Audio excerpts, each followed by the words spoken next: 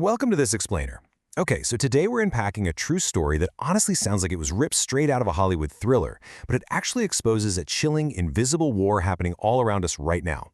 We're going to explore exactly how teenagers, armed with literally nothing but laptops in their bedrooms, broke into the absolute highest echelons of U.S. intelligence. And then we'll examine how those exact same tactics are currently driving half-billion-dollar corporate heists across the globe. Because as you'll see, our greatest vulnerability isn't actually in our software, it's in our psychology. So let's set the scene. Picture this. It's October 2015, a crisp, completely unassuming autumn day. John Brennan, the immensely powerful director of the CIA, receives a call on his personal line. It's an unknown voice. And when Brennan demands to know who was calling and how they even got the number, the stranger doesn't panic. He just simply says, "I already own you." It's a genuinely chilling moment. I mean, how does the director of the world's most formidable intelligence agency get compromised by a phantom voice on the phone? Right, so to understand how a breach like this even happens, we actually have to completely shatter our mental image of a cyber attack.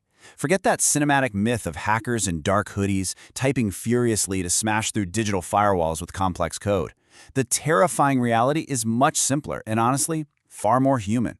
Instead of hacking systems, they hack people. This is called social engineering, basically manipulating individuals into handing over secret info or performing reckless actions. Think of it like this. Why spend months trying to blow the lock off a reinforced bank vault when you can literally just convince the security guard to hand you the keys? And that brings us to the true nature of hacking, which is really all about playing the puppet master. It acts as the ultimate Trojan horse, but instead of hiding inside a wooden statue, the attackers are hiding inside our own biological wiring. They exploit our natural human instincts, our inherent desire to trust a friendly voice, our reflex to be helpful to a confused coworker, or even our ingrained fear of authority. By weaponizing these fundamental psychological traits, an attacker can effortlessly bypass billions of dollars in cutting-edge technical security. So who is actually pulling the strings here and weaponizing this psychology against the massive U.S. intelligence apparatus? Well, it wasn't some state-sponsored cyber division. Nope. It was a loosely connected group of young people calling themselves crackers with attitude. The mastermind orchestrating the humiliation of the CIA director was a 15-year-old British teenager named Kane Gamble, known online as Kraka. Working alongside him were individuals like Justin Liverman and Andrew Boggs from the U.S. These were unfunded, uncredentialed kids in their bedrooms, armed with internet connections and, frankly, truly extraordinary audacity. Tracing the timeline, you can see this wasn't just a one-off prank. It was a snowballing campaign of escalation. What started in June 2015 quickly morphed into a full-blown national security crisis. By October, Gamble had completely breached Brennan's personal telecom and email accounts, and this devastating compromise directly led to WikiLeaks publishing Brennan's highly sensitive SF-86 national security clearance application, which is a document filled with deeply personal data.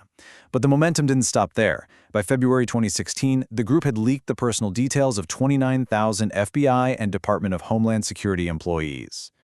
Okay, let's break down the actual steps they took, because the anatomy of this attack plays out exactly like a psychological heist. There was no zero-day exploit, no sophisticated malware. Gamble simply conducted open-source recon, basically Googling his target to find phone numbers. Then he confidently called telecom tech support, pretending to be a fellow employee. When the real employee asked for his internal authorization PIN, Gamble didn't use some crazy decryption algorithm. He literally just invented a fake PIN on the spot. He spoke with such unwavering authority that the technician believed him and handed over account control. Confidence, not code, was the ultimate weapon here. And the group didn't just quietly steal data, they engaged in relentless, intrusive psychological warfare. They ruthlessly documented their exploits in private direct messages, while openly taunting their high-profile victims on public platforms like Twitter.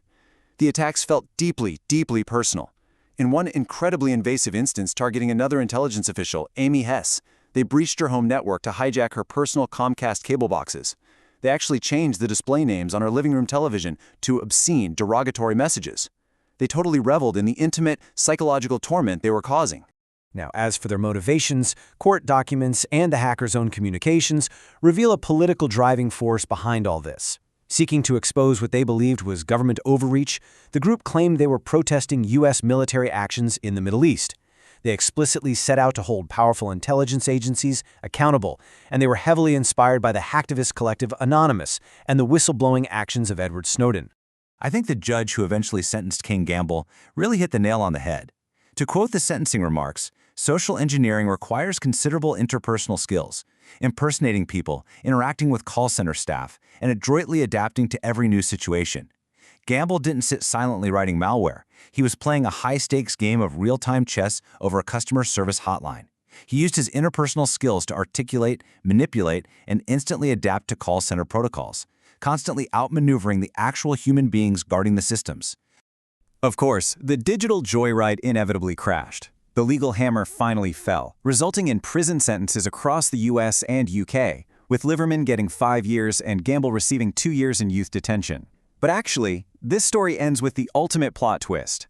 Having served their time, reports indicate that individuals like Gamble and Liverman are now totally free and highly sought after. They are actively advancing lucrative careers in the legitimate cybersecurity industry, literally getting paid to protect the very systems they once exploited. But this historical true crime story brings us to a really terrifying present-day escalation. I want you to really think about this for a second. If the most powerful intelligence officials on Earth, people explicitly trained in counter-espionage, are vulnerable to a resourceful teenager with a telephone, how safe is the private sector? What happens when well-funded, highly organized global cyber syndicates adopt these exact same social engineering techniques to target corporations? Well, the answer is catastrophic corporate damage. Comparing massive recent breaches, the blueprint is practically identical. In the 2020 Twitter hack, a 17-year-old used LinkedIn Recon and fake IT calls to trick employees into handing over the keys to Elon Musk and Joe Biden's accounts. Then, in 2022, the crypto gaming company Sky Mavis was completely devastated by an infected PDF that was disguised as a lucrative job offer. This trap is just so effective because it directly targets a person's ambition and ego. The sheer excitement of a prestigious career leap completely blinds the victim to the devastating digital threat hidden right inside the file. And the real-world impact of that single socially engineered PDF at Sky Mavis? $540 million. Let that sink in. It allowed the North Korean state-sponsored Lazarus Group to breach the company's internal network, steal their private keys, and siphon away $540 million in cryptocurrency in one fell swoop. Over $500 million, and all the enterprise-grade firewalls in the world were completely bypassed by one single, perfectly crafted lie. So how do we defend the human mind? How do organizations actually fight back against these corporate puppet masters? Well, if human beings are the new firewall, then continuous awareness training, like Kaspersky's ASA platform, is absolutely essential. It's the software update required to patch our psychological vulnerabilities. But human vigilance alone just isn't enough anymore. We are entering a new technological arms race. Organizations must deploy cutting-edge defenses, like deploying AI deepfake detection for inbound calls. Tools like Pindrop Pulse analyze real-time audio to detect synthetic voices, using AI to defend against AI, before an employee can be tricked by a caller flawlessly mimicking their boss. Pair that with strict multi-factor authentication and limiting what we overshare on LinkedIn, and you start building a real defense. So, as we wrap up this explainer, I really want you to stop and consider your own digital footprint. The primary threat out there is no longer malicious code, it's the weaponization of human trust. We live in a world where generative AI can flawlessly mimic the voice of your CEO, your spouse, or your bank, and where your entire life history is just a Google search away. So the next time your phone rings or a tempting job offer hits your inbox, you have to ask yourself, who is really on the other end of the line? Are you the one in control, or are you just the puppet?